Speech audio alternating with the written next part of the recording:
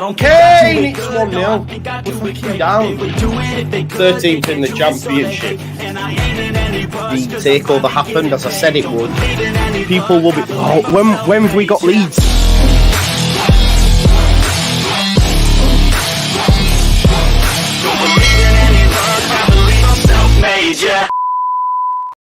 Now then, people, welcome back to the Just Joe football show, and I'm really, really sorry for being late. As you can imagine, earlier on I settled down to watch the first Premier League game of the season and ended up having to do the non-tour reaction, and then I was late doing this, sorting out the dogs and all that sort of stuff. So yeah, apologies for being late, but we're here now, right? Okay. There is also another reason, like you might have seen this, but there's is it unsubstantiated? Is that what you say? Unsubstantiated reports that Willie Gnonto might not be the only player that's refused to go to Birmingham. So we were just trying to get some clarity on that. We'll release that name. Look, apparently Sinistera has refused to go as well. We will chat about that. Again, that is unsubstantiated up to this point. It's just rumour. It's not fact. But it's been reported from pretty reliable sources that potentially Sinistera might have refused to travel as well. Again, don't take it for gospel. We're saying it. It comes with like I said, we don't know. And that's why we're a little bit late. So we're just trying to get some clarity on that. And if we do, then, we'll bring it to you live if we can. But first and foremost, like the video, okay? I know you're all pissed. We all are as well. But if you can, like the video, subscribe to the channel. We hit 22k the other day. Please do it. Also, make sure you check out these amazing content creators as well. You've got Let's Talk Leeds United with Lloyd, Ben Locke at Lockie Leeds, and of course Andrea on Twitter as well. Okay. So make sure you check them all out, please. Their links are in the description. I made sure I remembered to do it this time. We're going to have a plan of action. Of course, we're supposed to be previewing Birmingham, and that's that. But unfortunately, due to a load of turncoats, we will be discussing some things first. So we're going to talk on Gnonto, briefly on Cine. We'll have a little chat about Meslier, some more information, regarding potential contract situations at Leeds United and what that means for incomings and outgoings. And then we will get to Birmingham and hopefully finish on a positive, although I know we're probably not all feeling really positive right now. Listen, it's late. It's nearly 10:30. There's nearly 600 people already here, which is amazing. So, yeah, thanks for all the continued support. Let's find out how everyone is. Lloyd, I'll come to you first. How's Tricks, mate? Yeah, I'm all good, thank you, mate. It's a bit up and down being a Leeds fan, as we know, but yeah, I'm all good, mate. Enjoying the 6-week holiday with my little one. So just hoping things get better on the Leeds United front. But yeah, it's not looking good, is it, mate? It's turncoat too. He's a Brighton fan now, Lloyd. Look at the seagull on his shirt. Oh yeah, I thought someone might say that actually. Yeah, no, oh mate, never. Don't. I had a red top on for a short, right? And all the comments are, "What's with the red shirt?" I was like, yeah. "Come on, man, have a day off, will you, man? It's just a t-shirt, man. It's just a t-shirt." But to be fair, the more comments you get, the more traction you get to your video. So I might just wear red all the time. I'm only joking. Ben, how are you, my man? Yeah, I'm all right. Good to watch some Premier League football with us, not having to worry about us, I guess. Yeah, I'm all right. There's a lot to get into, isn't there? But yeah, I'm all right. Yeah, I did have 3-1. I had 3-1 City, and Burnley couldn't score, so I was fuming. But there you go, 10-1 as well. It was. So there you go. Oh well. Yeah, it was. Well, I didn't even hardly see any of it, to be fair, because I was bloody reacting to Gnonto. But Haaland's back, which is always nice. Andrea, how are you, my man? Little bit pissed, to be fair. Because Andrea's just swore, by the way. We've never heard Andrea use an expletive. A little bit pissed. You know how much I love Leeds, and seeing players refusing to play for the shirt and refusing to play again for Leeds.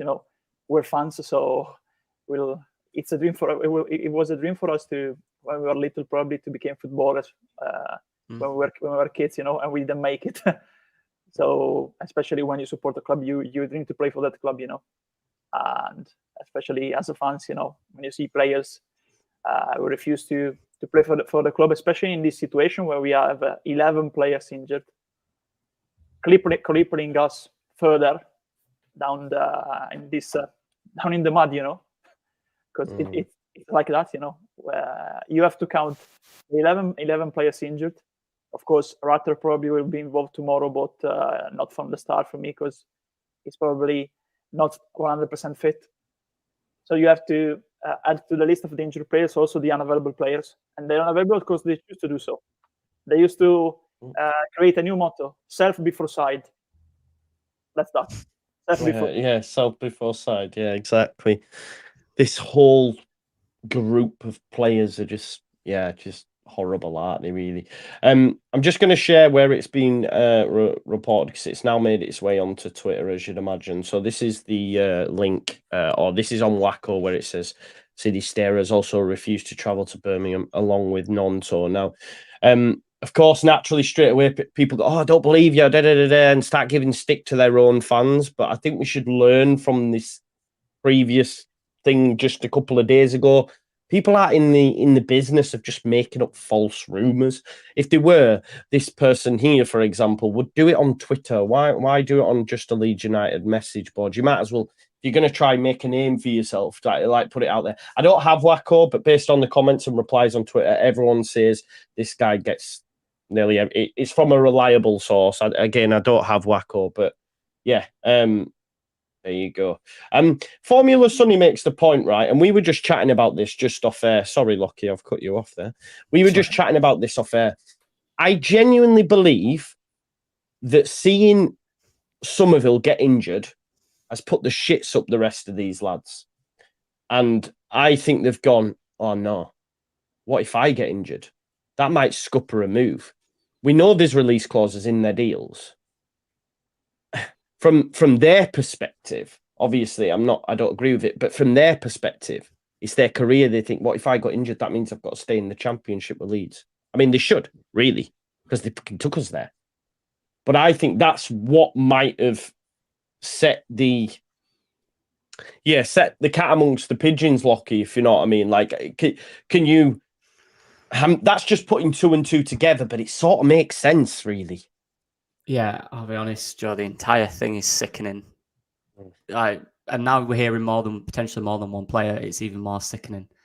Yeah. I look at Willie Nonto, and you know what these people are, right? I don't know what they were in the previous ownership. They're all friends, weren't they? They're all mates.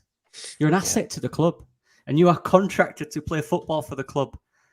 There's no. It doesn't matter what league you're in. The reason Sinisterra has a clause in his contract, right, is because obviously we know he's a good player.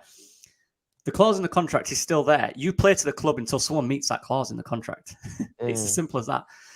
You play to the club until someone reaches the value that the club put at your desk. You're an asset to the club. And it's honestly, it's so sickening. I'm looking at Will Nonto and I'm thinking, what is the worst situation that could happen for him? Right. Given his obvious talent, right? I know he gets overhyped. Everyone does that to young players. But in the Championship, I have no doubt he'd tear it up, right? What is the worst thing that could happen to him? Say, right, he stayed at Leeds. He kept his mouth shut, didn't do this, didn't refuse to play.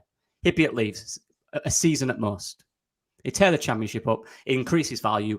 Two things that happen next year. He'd be in the Premier League with Leeds or he'd get a move out of it. Fine. Give us a year in the Championship. Wait for someone to put the value in that we believe you're worth. You do as well as you think you are, as good as you think you are. You'll get that. Someone will pay that price. It might even go in January. That could have been a thing. Yeah. He could have had a really good start to the season. Someone in January thinks, right, 30 million, let's do it. What he's done now, him and his representatives, because they're both as bad as each other, he made that decision. That is his decision, though, right? The people around him shouldn't have put him in that situation. No. Where he had to make a choice. But he made that choice. And he's doubled down on it this afternoon by saying he's not going to Birmingham. Yeah. So there's no, maybe he made a choice, he's regretting it. No, he's doubled down on it. Yeah. So, yeah. It's actually because Lockie, just to add what you were saying there, mate, because he's already seen the reaction to the first one. Yeah. So it's not as if he's gone, do you know what, I've made the wrong decision, I'll not do it again. Like you said, mate, you put it perfectly. He's actually doubled down on it. He's doubled down on it. And now we see other players That's the influence a player can have, and this is why he needs to be absolutely nowhere near the first team, absolutely nowhere near it. And being part of a football team is genuinely one of the best experiences when everything's good. It's a brotherhood, and he's pissing on his mates. He's pissing all over them. He don't care about them. You can't. Yeah, we're a small squad. We're in a bad situation right now. We've got loads of injuries. We've got problems. Right, we have a bare 11 of first team players, and he's saying, "All right." What did Ward-Prowse do the other day? Exactly. James Ward-Prowse, what did he do? Lavia was on the bench too. Exactly. Yeah. Joe Perreault clearly doesn't want to be at Swansea. He's still playing there. Yeah. Hamer. Exactly. All these players, because they love their teammates and they're doing it for the badge and for the teammates around them. Imagine how they feel. Imagine how some of the players feel. They must be so betrayed by him. And the manager who's put faith in him in pre-season and it was actually give him a role up front and played him in the first game of the season and give him a major role to now say to him, I'm not playing. I'm refusing to play. Imagine what Daniel Farke feels right now. And he defended him sort of in his because if other managers would have thrown him under the bus, Gary Monk and Charlie Taylor. So because you've got to remember that Daniel Farke at where was he at Lipstad? He was in a senior role, a director of football role. So he knows all about this stuff. Not for 1 second now will he tolerate any of it. Like he said in his quotes, he said he wants full dedication. If he's seen no dedication, Cine doesn't go or Nonto doesn't play, that's his decision as well. If they've told him they're not going to play, he will not have them anywhere near it. And you can't even be near... See, people say drop him to the 21s. You don't want him near that. You don't want that player who's refusing to play for the club near them young lads. You do not want him near any team environment because it's toxic. And believe me, the worst thing in football is a toxic changing room because it changes the mood of every single player. I don't get it. Look, I'll be like, he's obviously been really badly advised. He's a young lad. He's 19. Yeah. He's not 14, 15, right? He's 19. And he should not be put in that situation by his agent. That's a bad agent. Yeah. That's an agent that's desperate for a payday. That's what that is. And he's had history, right? We've done that with Can I just put in as well because there is I need to add this in for context as well because I'm really angry at Willie and like you said he's had a chance to change. Like I said on my earlier video, just change your agent, sack him off. But someone has just put this on there, and I think I do want to bring it up. I've actually met Tommy at a game once before as well. Just bear me one moment. Now, I'm not a businessman, but this is in terms of a commission cap that's coming into agents in October of 2023. Now, as of October 2023, they're only allowed to get a certain percentage. So basically, agents are being capped, it looks like. Okay. So there's a commission cap that's been introduced that comes into play in October 2023, which will mean that they'll only get a certain percentage of 3% for acting for the player, etc. 10% of the transfer fee if acting for the releasing club.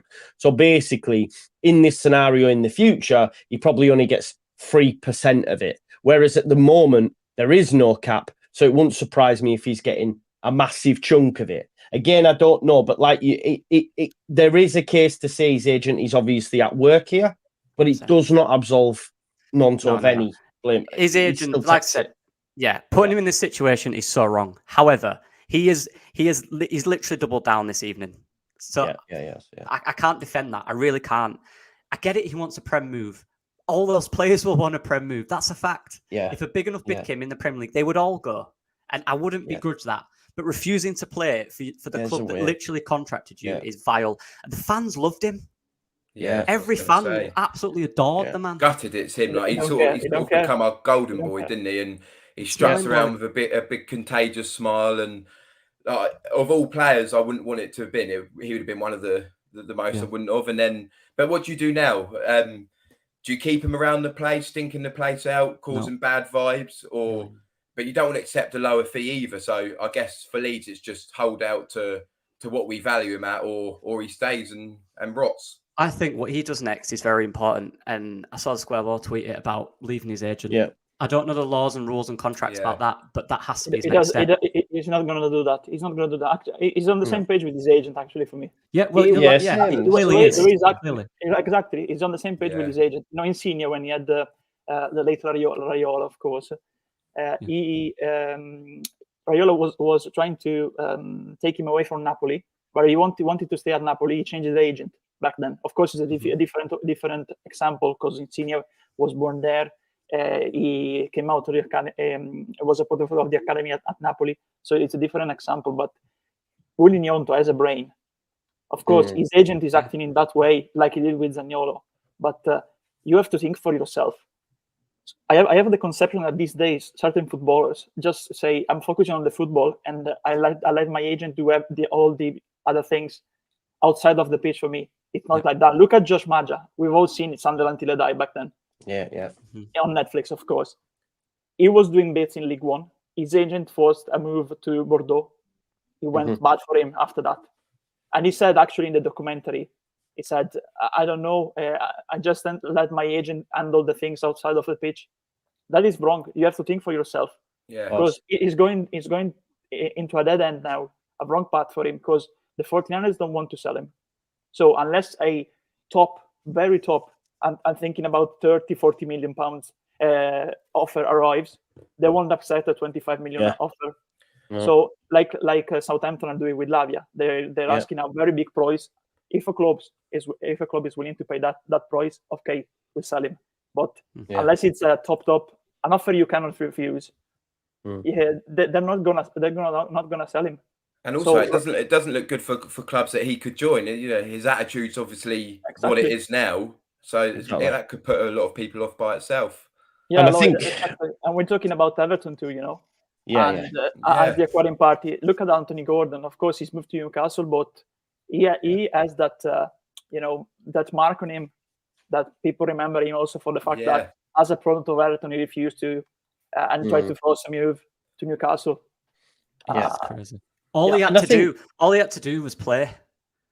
And he could have gone in January. Someone would have paid money for him if he played well in the first half of the championship. That's all he had to do. And if someone wanted him enough, someone would have paid for him this bloody window. Exactly. You make an offer. Prove yourself. You make an offer that the club can't refuse, basically. Exactly. And Joe, if Everton really want you and they have the money, they will pay for you. Exactly. Because if Leeds United will say he's not being sold and they go, well, he's 30 million, then Leeds United are going to accept that. Or he is 25, staggered up to 30. Then Leeds United are going to accept that. This is the thing as well. Is my camera keep bugging or am I all right? Just bits, but it's just right little bits. Yeah. But I think Willie and his agent probably thought more would come for him as well. A bit like Melier. And look, no disrespect to any Everton fans watching it. In terms of pull, it's scraping the barrel, and not saying you're not a big club because you are. What I mean is in terms of recency, like you have survived relegations for the last 3 seasons, whatever it is. So yeah, it's mad. And I brought this comment up because I get so much stick for backing the old guard, but none of them would have done this. No. Click wouldn't have done this. You know, Click was forced out, for example, by Jesse Marsh, and people couldn't wait to see the back of him. He wouldn't have done this. He'd have stayed in the Championship, 100%. People talk about toxic environments and all that. I know, being part of football for a long time, I can tell you right now, a player who refuses to play is worse than having an argument with someone in a changing room. That gets dealt with. That gets dealt with after the game or at training, before training. That's done. That's finished. This, refusing to play, I'm sorry, that's bad. Exactly, because you have a bad feeling, a bad vibe around the dressing room, because when you have one or two players who are like separate entities, in terms of the mentality, the group has to have the same mentality, have to be on the same page. If you have players trying to create a different mentality, it affects the whole dressing room. And it's like last season, for example, we had players who weren't given 100%. They're not athletes anymore, of course, and it affected the whole changing room, the whole shape of the team, and that on one side, and the fact that we didn't have a good ownership since Bielsa left. They were making good moves, of course, since the summer of 2021. Those two combining folded the club in terms of mentality. Everything that was done very good. The good legacy left behind by Bielsa was broken, and things changed. And the only thing is, I'm afraid in the end, if they're trying to approach the end of the window with Gnonto still out of the squad, and Gnonto is still at Leeds, with the stance of the 49ers. I don't know. Like Joe said, his agent said in doing the Euro Under-21s that offers would have come for Gnonto. No concrete offers arrived apart from the one of Everton, which of course is not good for the club if the club is not willing to sell him. They can't afford him. They can't afford him. That's the fact. Yeah, exactly. And also the fact that they're citing here the quoting the president of Zurich. Let's not forget that Zurich has a substantial, I'm thinking about 50 or 20% sell-on clause in that deal. So we're also losing a certain amount of money in that deal if we sell him. Let's not forget that. And let me go on, mate. Go on. No, just a quick one. I just hope they don't try to force us to a loan deal towards the end of the window, because in Italy, no Italian club is going to pay more than 20 millions. Honestly, I don't even see Italian clubs going for 10 or 50 million for him. Honestly, to be fair, because Italian football has no money. No Italian club will pay that sum, even 20, 25. Honestly. And looking at the Premier League club, just Everton. So he's made the worst choice for his career right now, especially with the stance of the 49ers. Yeah, because he's gone from playing in the Championship for a few months to not playing football at all. Yeah. Exactly. Terrible judgment. Terrible agent. He's put him in that situation. It's ridiculous. I do just want to jump because we've had loads of super chats come in, folks. So let me get them in. Thank you to everyone contributing, everyone in the chat, because it's popping off. Listen, we've got nearly 1,200 people in, and it's nearly 11 o'clock, which is amazing. So thank you so much for the support. Make sure you check out everyone's content in the description as well. Daniel says, "Hey Joe, no lights in the building. Apologies for being late." Daniel. Sean says, "Wonder why Cini was saying he was injured. Was there not a problem with Gnonto on his phone at half-time versus Palace?" I'm not sure I believe that. I don't think that was ever substantiated, mate. Wonder why there's a divide in the club with young and old players. PRM says, "Typical turbulent week for Leeds." I don't even this has been a mad week for Leeds. By Leeds standards, this has been insane. The highs of Aarons and Rodon, and the players refusing to play for this great club, no matter what league we are in. Exactly. Gibbon with the super chat as well. Thank you very much, Gibbon. Sinham says, "As an Everton fan, I don't want him. I don't like when Gordon refused to practice, and I don't like this either." Exactly. Vosserman currently have Brendan Aronson, Louis Sinisteria, and Crescencio Somerville in their client base. One to definitely think about. You bang on, and you would imagine that them players potentially have release clauses as well. Because this is the thing with Gnonto. Your agent's that gash, mate, that you're the only player that doesn't have a release clause. Like, if you'd have got one, you'd have been sound. It's your own fault. So you should sack your agent just for that alone. Also, Luke W., I want you to change your avatar because that's a disgrace. Daniel says, "Hi Joe, get yourself an Andrea, go to home game in October." Thanks, mate. Stop him going to the Euros, says Jason. So we're having a lot about the Cini stuff as well, those that are coming in late. Yeah, so we touched on it earlier if you've missed it, but there are rumours that we're going to touch on that. I've jumped ahead. I thought that was a Cini one. We will come to that though, Dean. We will come to the potential release clauses and them having expiry dates. Dylan says, "Any truth in the rumours of Cini refusing to play?" That's what's out there at the minute. So we'll have to wait and see. Brian says, "You don't see Cini doing this and he's 10 times the player." Might have gone too early there. Barney says, "Unfortunately, players are now in charge. As an American, the NBA became trash when players got to choose to play with super teams. Contracts mean jack these days." And James B said, "I'd love to be a fly on the wall when Creswell and Gray fans see Gnonto in the dressing room tomorrow." Well, he's not travelling, mate, so he won't be in the dressing room, unfortunately. Again, that's another thing. Like, this is going to be seen as like him getting disciplinary. I know you can't force someone, but there's a little part of me wants him to be dragged onto the coach and like put on the bench and said, "Right, you sit there," or go sit him with the away fans. go put him in the away fans in the concourse and see how he gets on. Yeah. Does anyone have any other thoughts before we move on to Cine's in the same boat until we get it 100%. But if he's refused to play, then he's exactly the same for me. And I'm disappointed because he was the one that I wanted to keep the most, and also the one that I felt was acting amicably because it was so quiet. But it's not about the quality player, is it? It's about about the principle, the idea of your thinking that the things about Sinisterra, it apparently has a clause. So that was literally put in for this reason. If no one's paying it, do better. Yeah, true.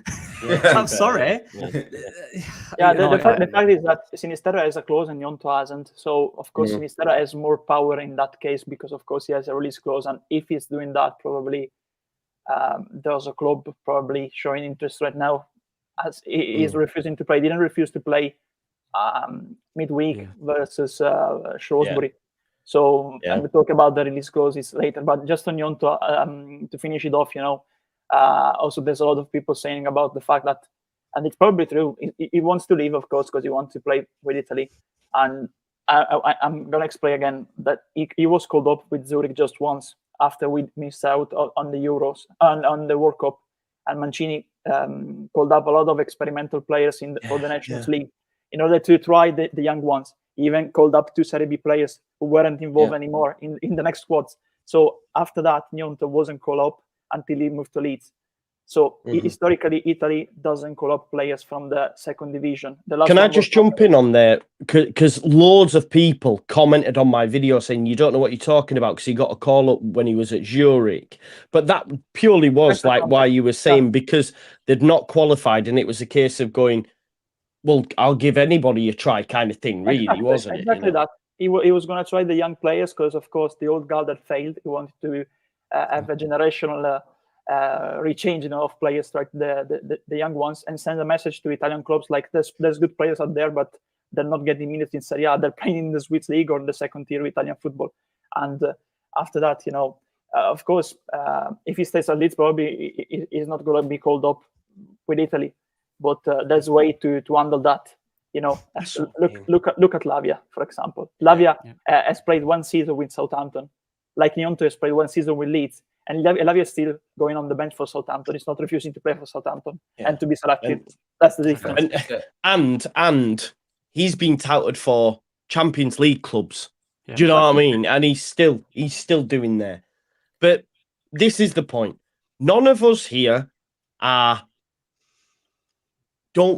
it's not even a case of us not wanting him to leave. It's how you do it. We'd probably accept that we could do with the money for Gnonto to reinvest it in the squad. It's not about, we want to keep not. It's the way in which you do it. Of what you do it, 100%, man. I just find it bizarre how we played against Cardiff. Like someone said in the comments earlier. Like I've seen a video of him going like this. Come on to the fans. And when Somerville scored, he ran on and he was going mental. So it's obviously between Sunday and Wednesday. It's like you said, he could have looked at Somerville's injury and thought that could have easily have been me. I wouldn't, I don't know. It's just bizarre.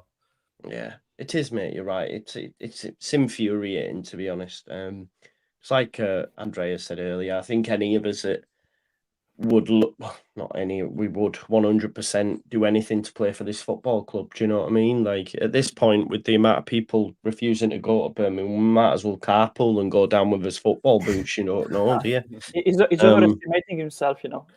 Look, I agree. The midweek refusal to play and what happened today isn't even reported by the big outlets in Italy. Isn't even reported by the big outlets in Italy. That's a sign. It's not that highly rated in Italy. It's not that, like I said, it's not that highly rated in Italy. Do you know what people will say as well? It's more considered in England, to be fair. People will say, like, he's ambitious. And what I'll say to that is, and the most ambitious players will play, regardless of where it is. They will not refuse to play. The most ambitious players will just play because that's it. They want to score. They want to win every game. They don't want to sit out and watch a game. Look at Rafinha last year. The links of Barcelona were there in January and near the end of the season. He was playing every moment of that game. He didn't care if he got injured. He put everything into that, knowing he was leaving the club. Berra in the championship too. Exactly. There's so many people can say, look, he's ambitious. He wants that move. I get that. That's not the issue. For me, the top tier, exactly, the ambition, the most competitive players in the world will want to play regardless. Yeah. They'll get on with it. Nice. Yeah, it's frustrating. I'm just trying to get some further clarity on this Sinistera stuff. Hopefully some more will be revealed between now and the end of the video, but it looks like he might. We'll have to wait and see.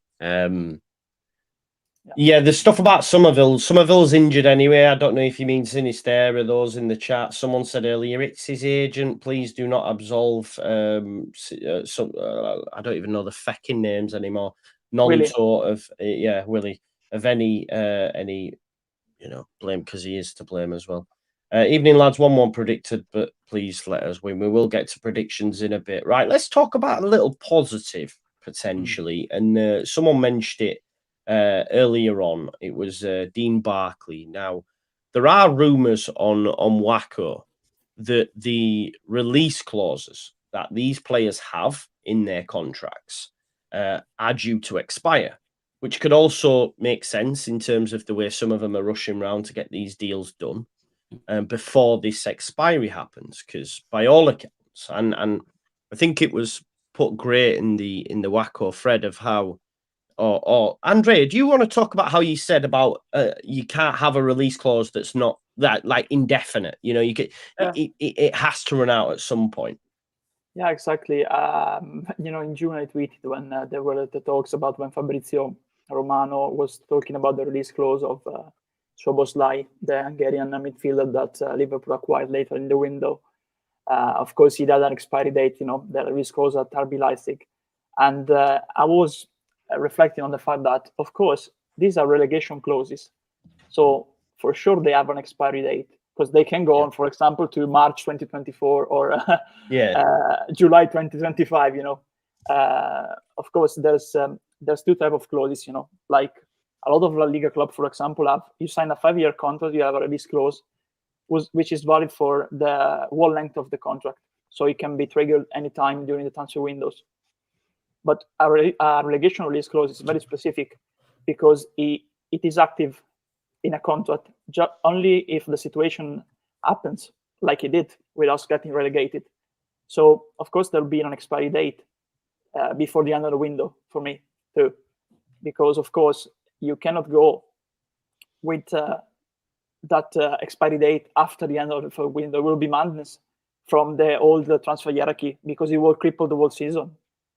Just imagine if that relegation clause is valid till next January, till the next transfer window.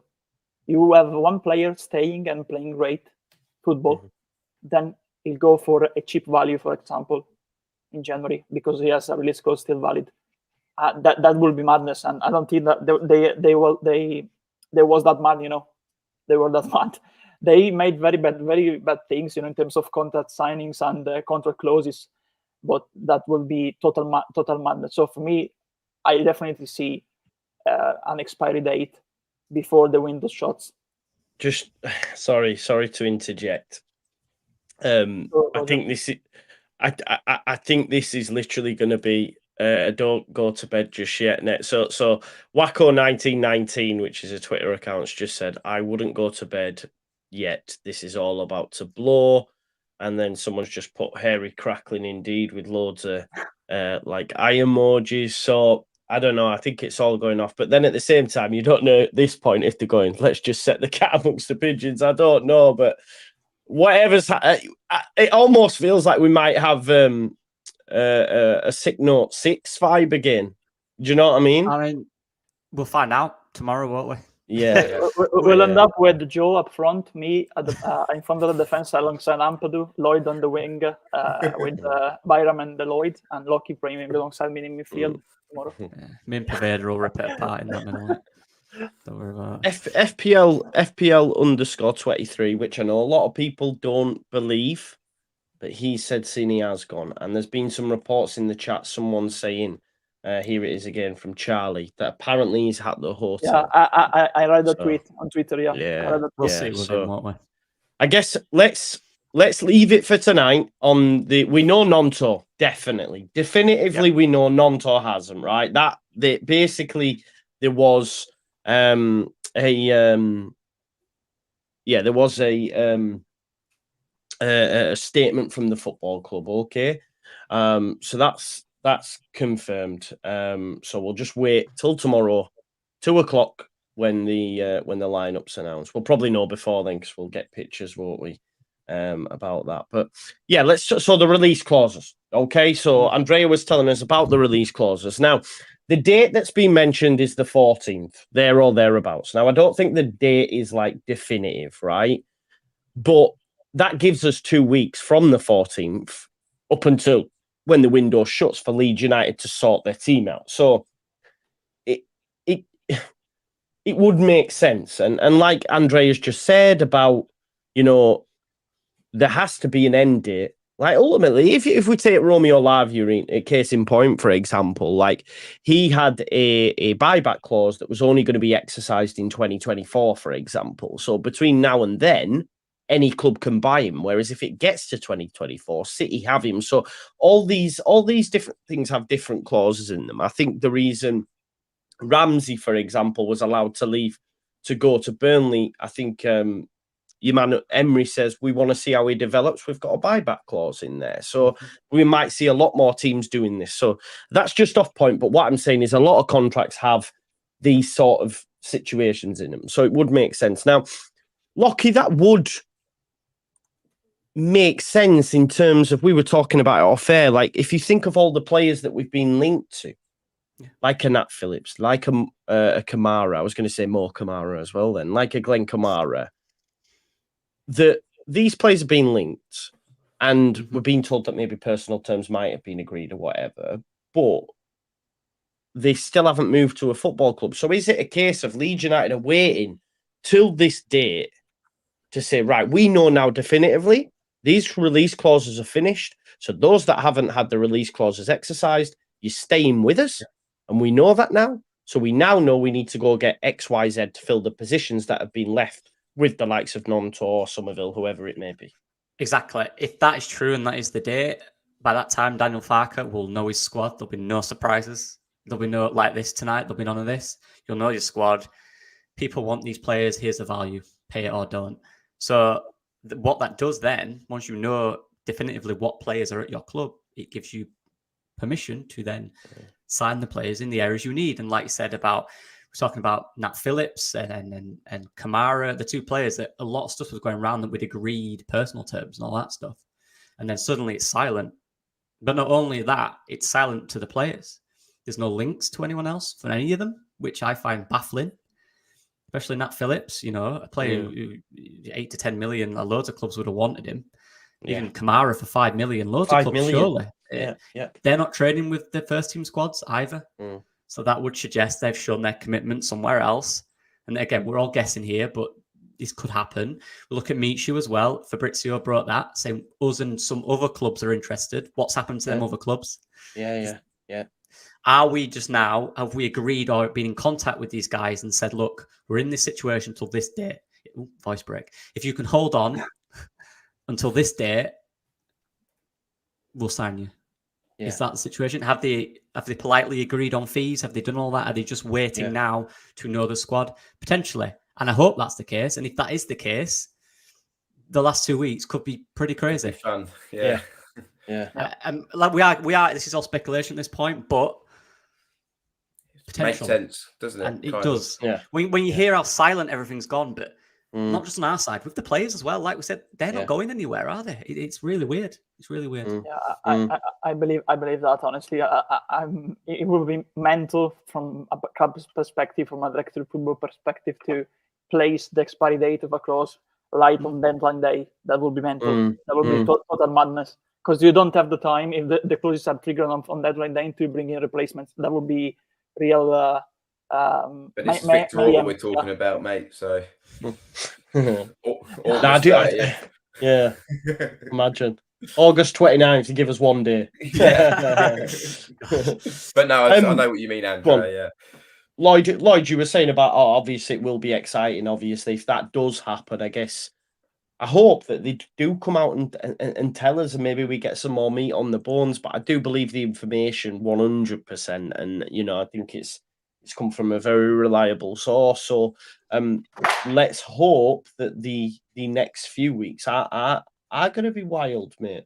Yeah, that's it. Like Lockie said, if we've got a few signings just sitting there waiting for that deadline to pass and just bang, bang, bang, and then if we can just tread water and pick up a win maybe tomorrow against West Brom and get through August sort of still up there or thereabouts, then everything will look a bit more positive. It's just right now, it's just that churning out of the team, and obviously all this stuff with Nonto and that. It's easy to think negative, but there could be positive days literally around the corner, hopefully.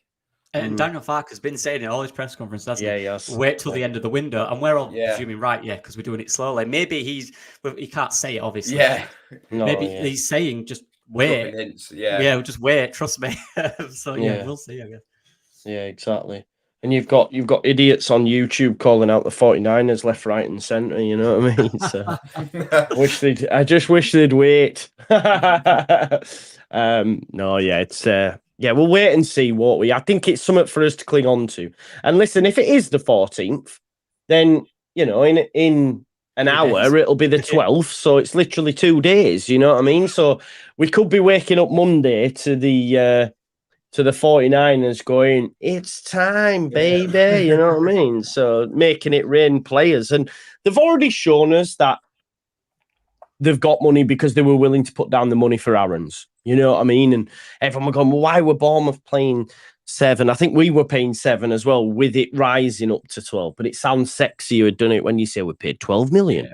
Do you know what I mean? For fans, anyway. I know we're like, wow, we got 12 million. But even still, Evie says, oh, Joe, you'd never call out the 49ers or be reactionary. That's why we love you. Yeah. Well, bipolar Joe, in full flight, if you like.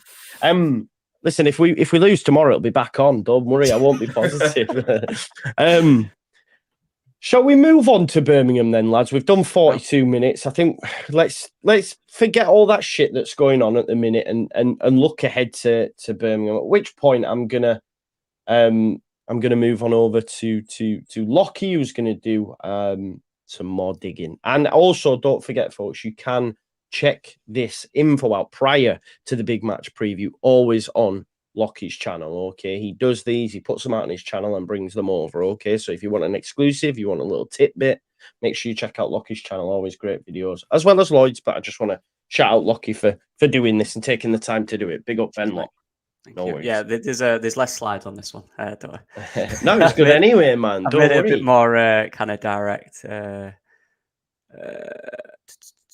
Isn't that one? Yeah. Just while we wait, it turns out Andrea was preoccupied with the B again. There was another B. Was it? Yeah. B, Andrea. Yeah, there you go. Thank you, Gary, for becoming a member as well. Another Brentford fan, I'm ready when you are. Yeah, Brentford fan, Oh, is it me? Waiting on me? My apologies, pal. I thought you could add it. Right. So I've been spending the last week trying to figure out who's injured and who isn't from Birmingham, and it's almost impossible. But this is what I've gone with, right? Because Lee Buchanan and Ethan Laird and Tyler Roberts were all doubts, hence why they missed pre-season. They got asked about them, and John Eustace, John Eustace. Houston for some reason, like the Houston. He said in his press conference that they're all back in training and training well. That's all he said. So trying to predict who's going to start is quite difficult. However, this is what I've gone with. As you can see, I've starred these two guys here, Bielik and Dembele, because Dembele, not Bendele. Dembele is, for me, I think he's their best player. I think he's their biggest threat. I think he is one that could cause us a lot of problems. He plays on the left wing. He cuts inside. He's got a good strike on him. Scored a good goal at the weekend. Christian Bielik is a midfielder who can do a bit of everything. Really good on the ball if you give him space. Powerful, strong, can drive with it. They've got some good players at Birmingham, especially starting 11. Ethan Laird, everyone's aware of him. He's a very good player. Andrea knows about Lee Buchanan, very good fullback. Tyler Roberts, we all know about. I think I remember because I did an opposition preview and he mentioned Keshi Anderson as well. Busy. Very busy. Very busy is Keshi Anderson. like I said, they've got a good starting 11. The issue with Birmingham, we'll get into this in a second, is the depth. It's almost as bad as ours. But that's the starting 11. Ivan Sunjic as well, good player in midfield. Scott Hogan, very quick. So we'll see what happens. Look, this is their squad. So that's starting 11. This is what they've got. And these 3 guys are youth players. Okay. These guys, youth players, apart from Gary Gardner. Youth player. We know Lukas Jutovic. As you can see, they've only got 5 or 6 core players after their first team squad. George Hall. So we hope then, I guess, that them doubts that are on the first 11 that you've put up are more than doubts, and they have to return to. So Ethan Laird went off against Swansea, and so did Tyler Roberts, I believe. Lee Buchanan, I think, picked something up in training and missed the game midweek, but they're all back in training. That has been confirmed. Now, the names that stand out for me, and also one thing as well, centre-backs, they've only got one other one that's senior, and he's injured. So these 2 guys have already played 2 90 minutes this week. So that's something we could exploit. And Longelo is technically can play centre-back, but it's technically, we covered him in the scouting report, it's technically a left-back. Yeah. Okay. Yeah. There's one on the left, So, the 3, I guess, guys I lightened here, mid green, are Bakuna, who we all know about, played for Huddersfield. Who else? He played at a lot of clubs, hasn't he, in the Championship? Good player, central midfielder, very good on the ball, scored 2 goals midweek against, who did they play? Cheltenham, yeah. Scored 2 goals. Mioshe is a guy, I think he just played for the national team. I think he has. He's one for me who's to watch, actually. I think he could start potentially on the right if Tyler Roberts isn't fit. He's a very good player. He'll cut inside again, very technical on the ball, one to watch. Lukas Jukovic, he was that massive in, he's that big striker who's been there for years. Definitely a threat. Scored last time we played them, bro. Scored last time we played them. Yeah, in that 5-4. Either. So he's a threat because, again, if the game's not going their way, they want to change it up a bit. He's someone that could come in and be a threat to our centre-back, so that'd be something to deal with. But for me, these 2, and if George Hall's fit, he can obviously impact the game. Jordan James is a decent player as well, but these 2 guys here could impact the game. Yeah. So that's their squad. Now I've gone to the dangers, and I have highlighted these 2 guys, and like I said, they've got a lot of good players. But I've highlighted these 2 guys because one, Sariki Dembele, he's their sinister, if you like. You know, their creative force, their player they will look on to score goals for them. I looked at his heat map against Swansea, and what stood out for me is the areas in which he receives it. He's always wide. He holds his width really well. And as you can see, he's not afraid to receive it deep. So the issue now for Leeds United is trying to figure out where this guy is and keeping him quiet.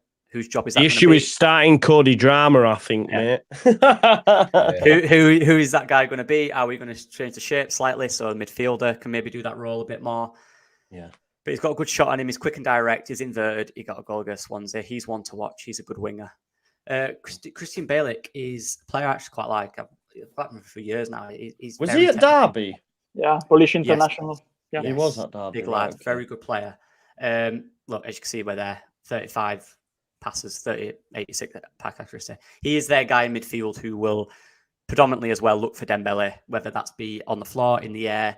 He's a good ball player. The other guy, Sunic, as well, is also good on the ball.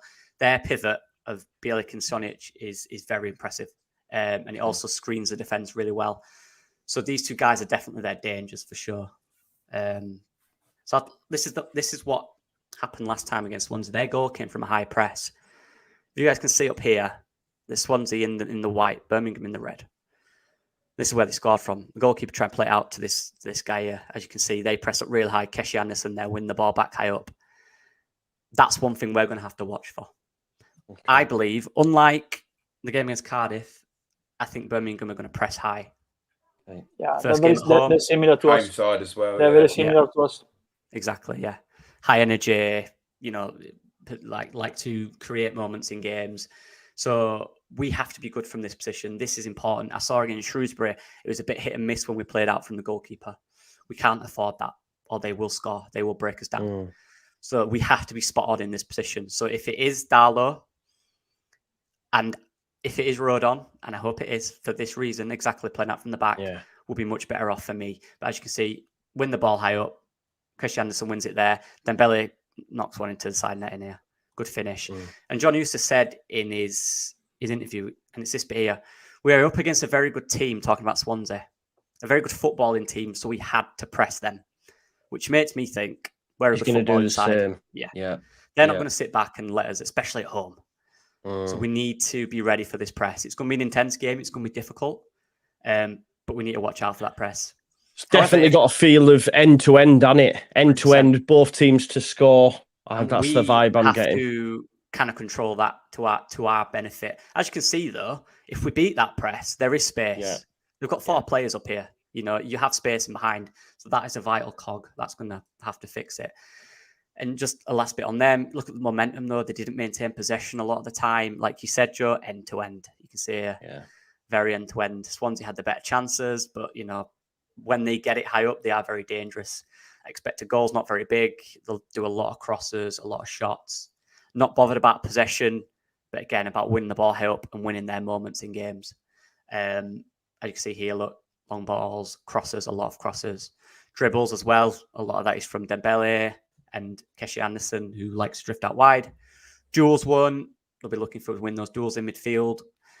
This guy here, Sunic, will, and one thing I looked at the highlights 3 or 4 times, he will drift to the edge of the box and look for a cutback or anything on the edge of the box. So someone has to pick him up. It's a big thing they do when they go deep with Dembele or the other winger. He will drop on the edge of the box and look for that cutback. So like I said, we're going to have to be disciplined in this one. How do we beat them? How we win? This battle for me is huge. This is a big test for Archie Gray. Young guy. And it's going to be tough because these two are very good pros. They're very good players at this level, in my opinion. Ethan Ampadu and Archie Gray have a big game. What I saw from the Cardiff game, personally, when Cardiff had the ball in midfield in the first half, too much time. And it's not even like Cardiff needed time. They needed 2 or 3 seconds and they play the ball out wide. We saw the goal where Luke Ayling was out of position. The midfielder's got 5 seconds without anyone closing him down. We do that in this game, we'll be 2 or 3 down. It's as simple as that because they have the quality in the final third, especially with Dembele. So that midfield battle is huge. Anyone want to say that before I continue? No, I think I feel like I'm talking too enjoying much. this, mate. For a minute, I forgot I was on the show, sitting there watching it. If you want lucky, when you finish time, I can say something too. But I want you to finish first. All right. So yeah, beat the press like we showed. There's definitely space. There's always space behind the press. That's, you know, you've got to be good at pressing or you'll get beat by it. So we have to be that. And when we're beating the press, we've got to be progressive and quickly as well. We can't rely on slow build up in terms of when we're beating the press. We've got to get forward quickly. And not having Somerville or Nonto playing, that doesn't help. So Paveda might come in, and I actually like him in transition. I think that will work well. Big game for him as well. I put control of the game because, like you said, Joe, they're happy to go end to end. They're not bothered about possession as long as they do well in moments they have the ball. So we've got to just put our foot on them a little bit. We've got to suffocate them. You know what I mean? We've got to show them our style, put our style on them. We're talking about their style here. We've got to put ours on them because we're a good side. Yeah. We saw it in the second half second half against Cardiff and Shrewsbury. Once we put our foot on a team, they can't get out. Because when we lose that ball, we win it back within 5 seconds every time. We have to start like that because the crowd will be, they'll be buzzing, right? And right, so Birmingham fans, a lot of good stuff happening behind the club. They'll be buzzing at the start of that game, first 20 minutes. Yeah. We've got to be ready for that. We've got to soak that up. And then be expressive in the final third. Because I spoke about the centre-backs and the amount of football they played. They don't have a lot of depth, Birmingham. We have to provide the energy and tire them out because them centre-backs will be flagging by the 70th minute, believe it, because they played 290 minutes in 1 week already.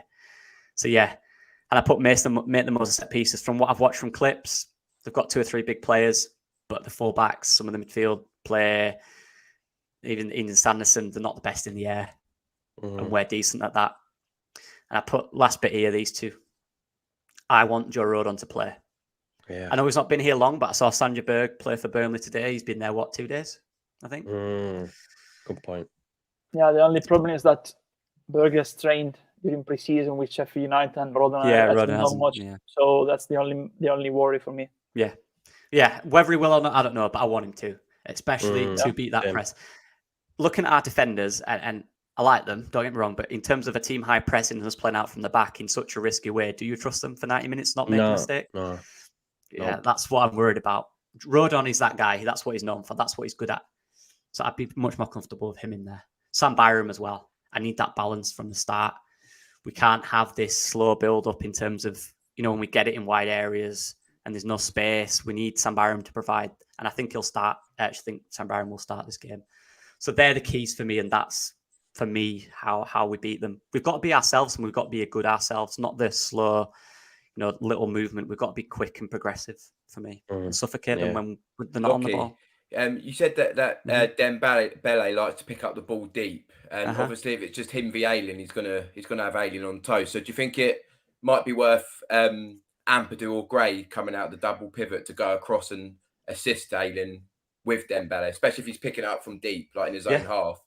Yeah, or stop the ball getting to him. Yeah, Dembele's a great player, but look how wide he is. The ball's got to get to him, right? He's not going to go inside to look for it. Stop these guys, and Sunic, give him the ball to him. Give him as little as possible. Yeah. Got to overload on that side. You got to overload. Yeah. We've got to be really careful because I'm bigging him up. I always do this when I analysis. I big up the opponents and then they turn up and they're not really good. But that's what you got to do. You've got to expect the worst, right? And you prepare for that. They're a good side. They're a good side. Yeah, they are a good side. So you're right, Lloyd. But what players we've got, Aliens or whoever it is, has got to be on their game. We can't sacrifice our style too much for them because, again, we need to put our style on them as well. So just stop the ball getting to him as much as possible, really. And when he does get it, be tight on him. Foul him deep if you have to. I'm all right with that. I think just before you come in, Andrea, I think I think there's a lot of similarities with the sides in terms of they're really good going forward and not so great at the back. I think Joe, when I spoke to Joe, for anyone who hasn't watched it, he said their main worries are defensively, which is just basically us, isn't it? Unless we do change personnel. Sorry for jumping in. Go on, Andrea, mate. Oh, just a quick one. Lucky, if you can go to the slide with the starting 11. Also, if I'm looking over here, that's because you guys are on this screen. So I'm not just this one, yeah. Yeah. So, of course, I agree with what you said. They're a very similar style. They're a very similar team to us. If you look at the formation too, 4-2-3-1, and especially like us, they have the two fullbacks, one more defensive-minded, Buchanan, and one who likes to attack more, like Laird. Actually, like Loki said, he's trained and he should be available tomorrow. If he doesn't play, probably they'll play Oakley, of course, because he's the only other, apart from winning. Who did struggle against Swansea. Exactly. Yeah, I agree most of all with the formation. The only change for me will be that Roberts won't start, and they will play Miyoshi with Anderson and Dembele behind Hogan. And even if you look at our formation against Cardiff, with Nyont up front, it's similar, with Hogan. You don't have a proper number 9 because they're proper strong and physical. One is Jutkiewicz and Cosgrove from the bench, But Hogan likes to drift wide and try to sniff behind the defense, So, of course, they're dangerous with that. And I really like the midfield duo, actually, because Bielik is more defensive-minded. Yeah, exactly. Because if you look at that, actually, Bielik, Polish international. Sunic, it was at Birmingham before, but last season he was on loan in the Bundesliga for Hertha Berlin. They got relegated, but he played in the Bundesliga. Yeah. So it's a very experienced midfield duo. And especially Sunic is a box-to-box minded player, and it's good going forward. He's a very good shooter from outside the area. He's very good defensively too. He's very good in dictating the play. So again, like I said with Cardiff, they are a physical team. Sunic and Bielik are both physical. Anderson is physical, but they have pace too. Because Laird, Rob, Miyoshi, and Dembele, they roll fast and they can interact very well with Hogan. So it would be a difficult game, especially they're easy to play against them. They're very easy to play against. If you look at that, of course, they control the game for a vast period of time at Swansea, then conceded on a through ball through the middle when Yates scored, equalized. Yeah, but they are really good defensively in controlling the ball when they have the ball from the back. With the two defensive midfielders, of course, Bielik is more defensive and Sunic will go forward.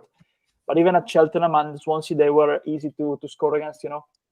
So good team. The only my main worry again, like I said with Cardiff, is that we aren't a physical team defensively, and especially like you said, the guys, Ayling on one side or Drame. I think Gray will have to help on that side, and we need to overload on that side.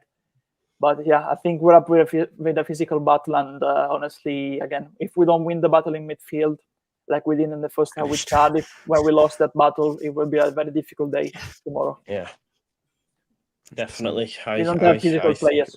We don't have physical players. That's like now. We need physical players from the market. Yeah, that is something we definitely do need, my man. Shall we pick our team and see how we envisage Leeds United lining up and have a chat about it? Let me just thank you very much as always, Lockie. That was brilliant, mate. Thank you. Me and Lloyd just sit here and learn, don't we? It's like mate. Lessons in session, mate. I was watching that so engrossed I forgot I was even on the show then. Like... It's great though, like honestly, because I did the watch along for Cardiff, and I was able to see what we discussed, you know what I mean, and I was able to like relay back to it. So it is great for everybody as well. I think a lot of people enjoy it. So thank you for you both. Right, okay. So let's share the screen and build our lineup. So I guess we'd all go 4-2-3-1 again, right? It seems to be the preferred formation. Right, let's start from the back then. Sorry, Joe, is this what we want or what we think? So I think, yeah, a bit of both. And you want to color the numbers, Joe? Yeah, we got enough.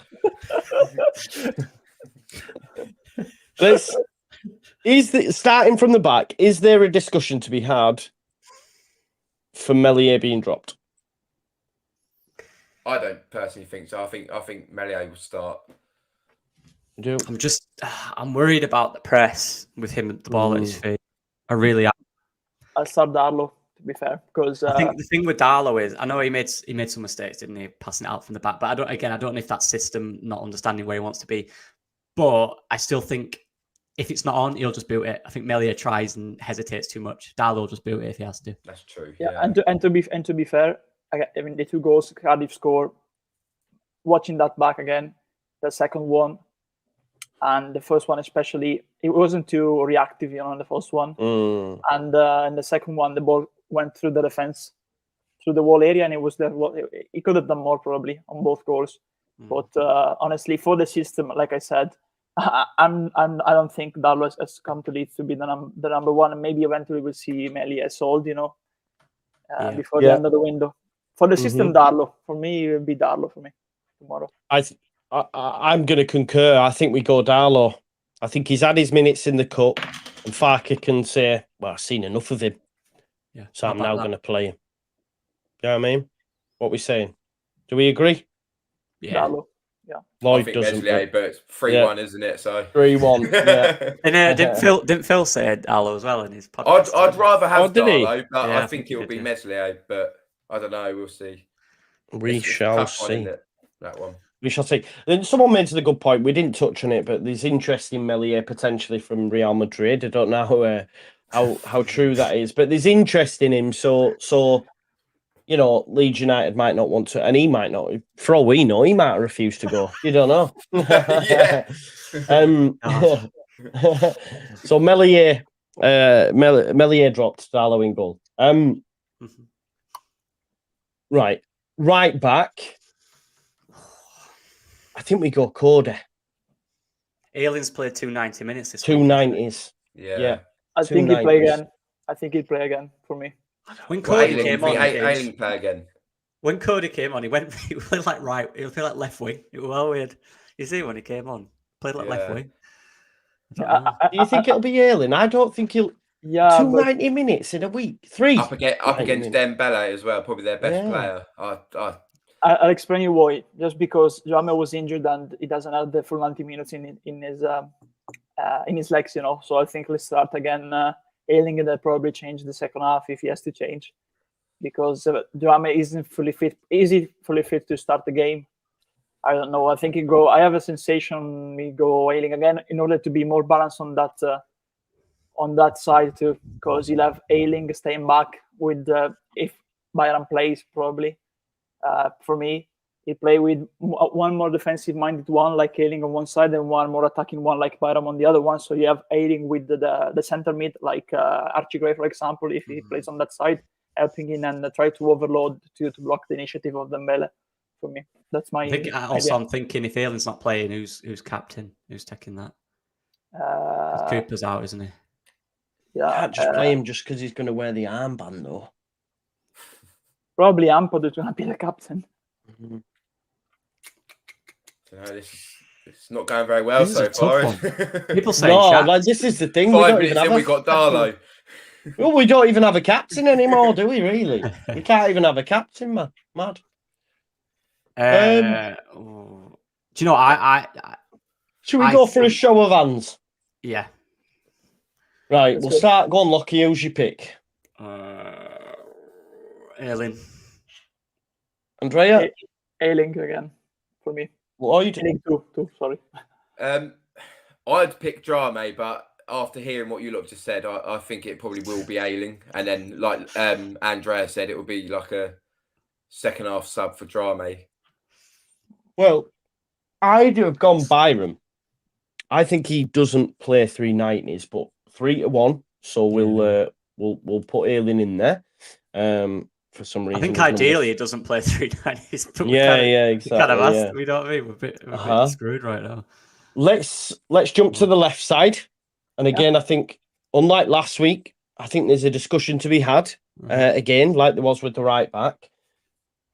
Does Byram finally get his start?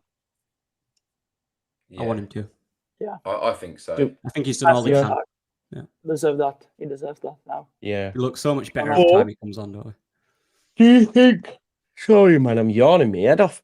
Do we think we're because Farker mentioned his fitness? Do you think he's at a level where he'd be willing to start him? That's two for me. Yeah, I think it could be similar for both positions. I think one will start and then the other one will come on in the 55th minute, sort of up to an hour. But I think we'll start with Byram. Yeah, Kjelda's rubbish, isn't he? Pretty much. He's all right, but he's not. Yeah, no, like it's not ready for a promotion. No, he's not. No, he's not. He's definitely not. Ready yet. No, he's not. Sorry, I started yawning, boys. I'm really sorry. Right, okay. Let me change that then. So we're gonna go for Byram at left back. Mm-hmm. I've seen a lot of difference with centre backs. We've got three to choose from. We've got Creswell, we've got Strauch, and we've got Joe Rodon. Oh, the left side, or right side. So either. I don't think Fark's too fussed, but who's definitely in? Who's definitely in, and then we'll debate over the second spot. Because I think if Cooper was fit, Cooper's definitely in. So who's definitely in? You say Strauch? Yeah. Okay. Andrea? Creswell for me. He's definitely in. He's the number one. For tomorrow, yes, for me. Wow. Okay. And Lockie? How long did Creswell play over there? He definitely started, didn't he? Creswell. It's, really? It's Rodon every day of the week. I thought you meant between Strauch and Creswell. No. I said who's the number one? Who do we? I'd love Rodon to play. I think, yeah. But do you not think he will?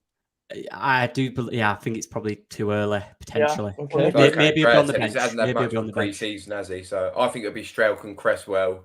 And he might Rodon. Come on, yeah. I think Rodon will play against West Brom next week. Yeah, exactly. Did Rodon not get any minutes? No. Just do we know this? One friendly, Fact. I think it's just on one friendly. Okay. But it didn't went on the tour, if I remember correctly. Yeah. It was left out of the tour they did. Yeah. I hope it's Rodon. I really do. Yeah, I think he'll start him just because we're a shit show at the back. I genuinely think he might. But see, they trained yesterday. They trained today as well. Okay, so we're going. So based on everyone though, the number one's Creswell, right? So we'll put Cressy in there, on the right side, which I guess we're all then going to say that Strauch's left side. Then, yeah. Okay. I hope it's Rodon. I really do. Yeah, same. I think it might be. I think it might be Strauch and Rodon. Can I ask you a question then? If everyone was fit, would it be Strauch and Rodon, or would it be Strauch and Rodon, Creswell or Rodon, or Strauch and Creswell? Which would be your preferred pick if everyone's fit? Definitely Rodon. Yeah. Rodon, yeah. Rodon Creswell for me. Is it? I think it'd be Rodon Strauch. I think Rodon and Strauch, I think. But it's close. Like Creswell and Strauch, there's not much in it, really. No, that's fair. I'm doing it again. Oh, God. Sorry, folks. Jack said very professional, Joe. Give me. I checked, and he didn't play one single minute on the preseason. Oh, right, okay. Okay. Yep. Okay, so, yeah, okay, it might be Strauch and Creswell then. I think that's fair, mate. We know the midfield too is going to be Gray and Ampadu. It's not even worth debating, is it? There's question marks over JB. I think he needs a loan, personally. Didn't Shaq get man of the match midweek? Did he?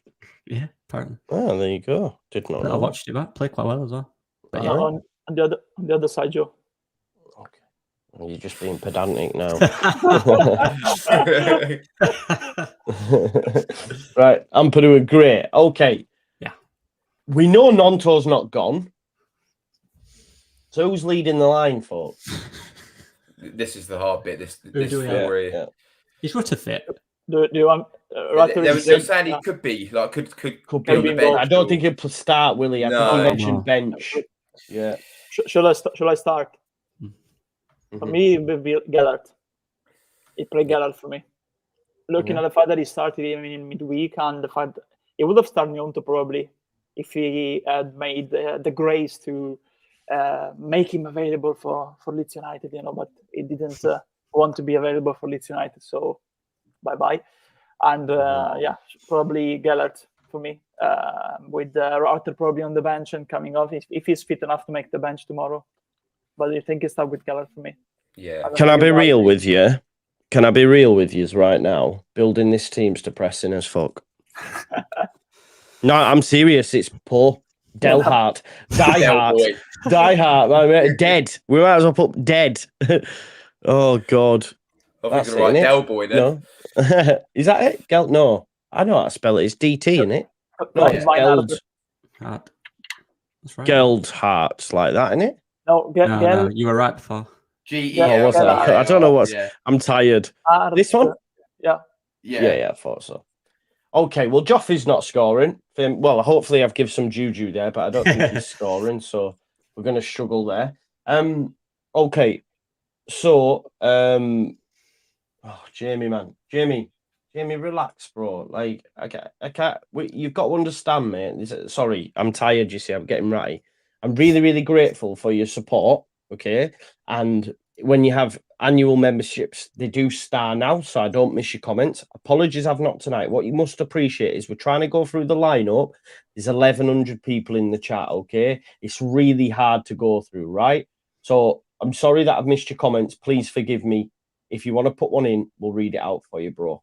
It's no ill feeling or anything like that. Now, back to it. So, do we go left, right, 10? What we saying? I think we're probably all agreed that Dan James will be on the left. Is that? Yeah, I guess, yeah. Dan James will start. Yeah. We go James in the 6, according to this. God, we are James, short. okay. Yeah. Let's go right, and then we'll discuss the 10, because I don't think we bloody have one, do we? Oh no, because he could play. Go on, who's gonna? We'll have to discuss them both, because the right needs the left. Sorry, my head's up my arse. I'm tired. This person who could play in the 10 could also play on the right. So let's just talk about the two positions that are left. Go on, Lockie. Yeah, Paveda's playing where he's playing. I'll say right. That's where he's been playing pre-season. He's also quite free, Paveda. He'll move inside if he has to. Paveda's doing it for me. He's playing well in every game he's playing. Yeah. Farker's doing that thing where he's telling him to calm down a bit, which I really like. they clearly still wants him to show more from him. But watch the game on LUTV last night when it got put on. This morning, sorry, when it got put on LUTV. A lot of direct play again from Poveda. What I like to see, played well for me, creating loads of shots as well. I think Poveda starts, and rightfully so. For me, he starts, but he starts as the number 10 for me. Yeah, I would. Yeah. What, and then Cini on the right? Because the alternative can be yeah, exactly. The alternative can be Sinisterra, but I think Sinisterra is more a kind of isolated player, you know, and while Poveda is like a more of a wild spirit, actually. So it can. See, I was when I was talking about the right side, I was talking about Cini. I totally forgot about Poveda. You know, I genuinely totally forgot about him. So I think they're the two positions, aren't they? Provided Cini, I think Cini's gone now by all accounts. So we'll assume he has for the sake. Yeah. For the sake of who on earth do we put in there if he hasn't? I thought it was. I was thinking Poveda on the right and Cini in the 10, but I think it could interchange. I don't know. I think out of them two, it's Cini Sierra. Great, Cini Sierra. It is better, isn't it? Poveda. I don't mind that from Dale. You know, great the 10 and Shaq in the 4. Yeah, exactly. If Sinisterra hasn't gone, if Sinisterra it's not available, you have to play Poveda on the right, play Gray as the number 10, and play JB as the midfielder. Or just play Strauk as the defensive midfielder alongside Ampadu and play Roden straight from the start. That's not a great team, is it, out there? When you look at it like that. We've got nothing left, mate. Sorry, I can't find the comment. If you could put unavailable or injured, our injured 11, it's probably the same. It's probably the same amount of players. Yeah. James says Mick Jones is from my town. I'll give him a shout if he's free. Big up to that. I can't find the comment where you've mentioned Shaqs and then Gray in the 10. Right. Shackleton too. Ampadu, Shackleton. Okay. Yeah. Based on that. Based on this, lads, how confident are we feeling? You know what, right? And this is my thing. If they're playing for Daniel Farker and they play the way he wants, we've got more of a chance than looking at that 11 as it is now, right? So they've got to play for him. They've got to just do what they did in the second half against Cardiff. I know it's a big miss without Somerville, isn't it? And Monto, to be fair. I still, but the thing for me as well, Birmingham's depth is shocking. They've probably got 2 players on the bench that can make a real impact. You see that team, I can't lie to you right now, it's not great. That's got cup team written all over it. That's got throwing a cup tie. I'm not confident at all. No, I'm serious. I thought 1-1 anyway. I'd said that because I think it's going to be tough and we're still in transition from relegated team to everyone wanting to leave. So it's going to be tough anyway. I just look at that team and even the front 4, I've gone from saying last week that we have the best front 4 in the division when we had Gnonto, Cini, Somerville and James, to looking at that front 4 and thinking Cini might do something. The others, it's a wing and a prayer. Poveda could turn up, but he also might not. Yeah, boys, someone needs to, because I think the thing is as well at Birmingham at the minute, there's a lot of good things happening at the football club. You even just seen, like, I know this might sound really trivial and daft, but I've seen pictures of their new players tunnel. I've seen pictures of the new, this was by our favourite friends, the second tier, by the way. But basically, Birmingham have made a lot of changes. They've got new American ownership. They've built a brand new, they've built a brand new players tunnel. And I can't lie to you, it looks cool with all the blue lighting and that. It's them little things that on match day could make a massive plus to this Birmingham side playing their first home game and wearing total dire straits with half of the squad not wanting to be here. So I don't think we're going to get out. If you could give me a point now, I'd take it. I'm not lying. Well, for me, tomorrow we'll see the mentality of this team. What type of mentality this team has, because of course there's a lot of talk outside of the pitch because of stuff, the release clauses, and the concentration, the focus can drift a bit from the on-pitch rated things, So tomorrow, some of certain players like Gellert, probably Poveda, if they start, they have a great chance to prove themselves. But apart from that, we'll see. Going to a tough place like Joe said, where there's a lot of good vibes because they have a new ownership was right now willing to invest in the club. And they got a good point away to Swansea as well. Exactly. It's a good result. Exactly. Physical team, aggressive too. So we'll have to see the response of this team. We'll need to see the response of this team. I'm going to say 1-1 too. But if we really have that siege mentality, again, we'll see that and probably win 2-1. But my prediction is 1-1 for me because I'm not that confident, to be fair. I think that the better result we can expect from tomorrow, I think, will be a draw right now in my mind. Hopefully win 2-1, but I'm gonna say 1-1 to be fair. Okay. Before we do that, because we said we were going to set up a predictions thing, didn't we? Now we did say correct score, first goal scorer. So I think what we'll do is, if you get the correct score, you get. I'm trying to think how to do this because you got first goal scorer, didn't you, Lockie? Yeah. Should we go? I'll tell you what we'll do. You get a point for first goal scorer.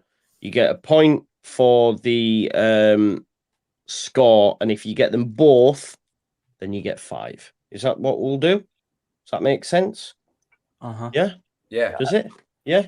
Lucky you got Cooper right last time. Yeah. So Lockie got Cooper right. So Lockie got a point after the first. How did you get that right? Jesus. I said I know, as well right? from the corner. I know. We all went 3-1. Andrea went for Gray. I went for Cine, and Lockie went for Cooper. So Cooper, you get a point for that. Do results, score, and goal scorer, says Jack. Thing is, we're all going to pick Leeds wins half at time, though, aren't we? I'll tell you what, we'll do that then. Yeah. So we'll do results, score, and goal scorer, point apiece. If you get all 3, you get 5, right? Yeah. Right. Cool. That makes sense. So let's do predictions then. So Andrea, you started us off. So you went for 1-1, yeah? Yeah, 1-1. Who's your goal scorer for Leeds then? Dan James. Okay. There you go. So Andrea, I'm just writing this down. Someone needs to get in touch to help me out to put this into a league table because I'm rubbish, by the way. So anyone watching who can help, because I've just got it all on bits of paper right now.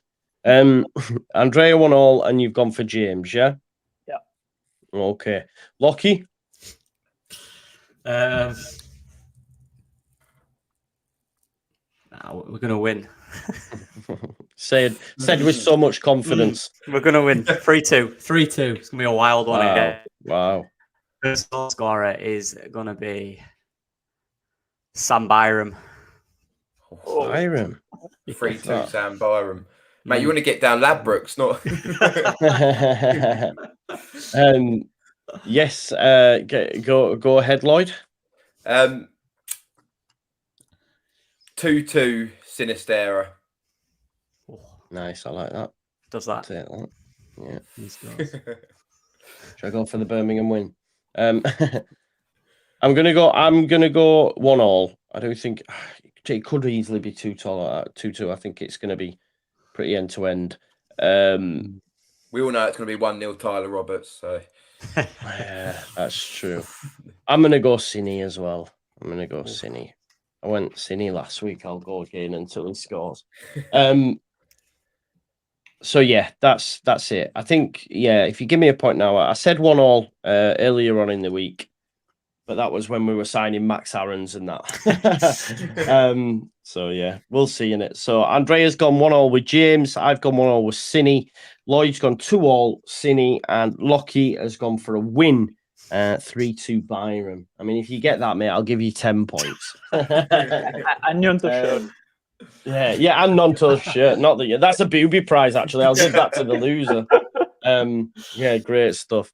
Anything else anyone wants to discuss before we finish up, lads? Tyler Roberts. Not Tyler Roberts. Sorry, Tyler Adams. Tyler Adams. Yeah, go ahead. Go. Do you think his time at Leeds is definitely done? Yeah. I think he's been a beg, mate, if I'm honest, going to Chelsea and sitting around waiting for him to see if it's like the third choice. Or we might have Lavia, we might have Caicedo, but if we don't, we'll take you. Like, what? Do you know what I mean? Yeah. To be fair, though, if the rumours are true about the deadline that we talked about, he's got 3 days. Well, 2 days in 10 minutes. Yeah, so that's true. Will he refuse to play? Will he be another one? Oh. See, for me, I think there's loads more offers on the table for Adams. He could go to Forest, he could go to Brighton, he could go anywhere down that ball. You know what I mean? Yeah. I don't even think he's that good on the ball. He's better with the team off ball. I mean, he'd be great at Everton. This is the facts. He would honestly be great at Everton. A club like that. The move to Chelsea was wild anyway. They're going to want the ball under Poch.